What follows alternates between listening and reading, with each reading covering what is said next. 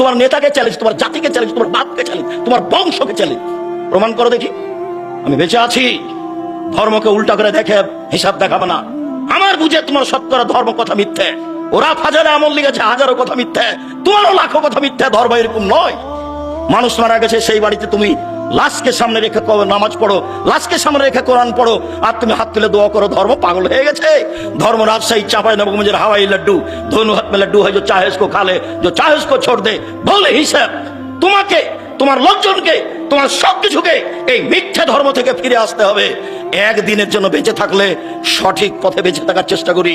আমাকে দেশ দখল করতে হবে এই জিম্মেদারি দেওয়া হয়নি।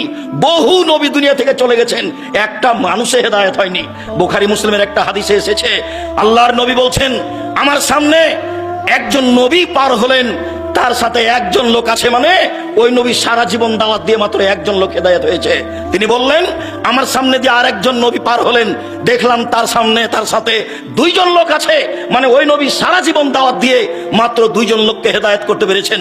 আল্লাহর নবী বলছেন, আমার সামনে দিয়ে একজন নবী পার হলেন, লাইসা মাহু আহাদুন, তার সাথে কেউ নেই। তার মানে ওই নবী সারা জীবন দাওয়াত দিয়েছেন, কেউ হেদায়েত হয়নি। তাহলে কি তিনি বিচারের মাঠে পরাজয় হবেন? জি না।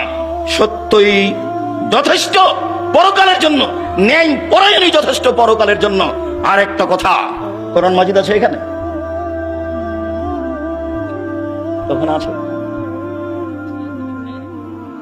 আমি আপনাকে বলি আর একটা কথা, ব্যক্তিত্ব লাগে, স্বাধীনতা লাগে।